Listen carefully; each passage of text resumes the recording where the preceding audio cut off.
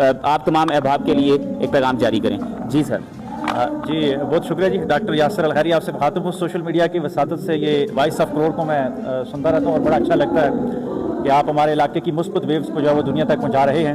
آج ہم یہاں خطہ کوثر بنت ہمالیہ اور ملکہ کوثر مری کے خوبصورت ترین گاؤں بمروڈ کی ایک بڑی خوبصورت جگہ ہے سنگ سیری. اس کو سنگ سیری کہا جاتا ہے کہ پتھروں کے ساتھ ہموار ترین جگہ ہے. تو دنیا بھر کے سیاحوں کے لیے اٹریکشن کی جگہ بھی بنتی جا رہی ہے اور بنی ہوئی ہے. یہاں پہ آج امت مسلمہ کی وحدت کا ایک اجتماع ہے کہ سنی شیعہ مل کر اپنے آقا مولا جناب محمد مصطفیٰ صلی اللہ علیہ وآلہ وسلم کا یوم ولادت منا رہے ہیں. یوم ولادت منا رہے ہیں, میلاد مصطفیٰ منا رہے ہیں.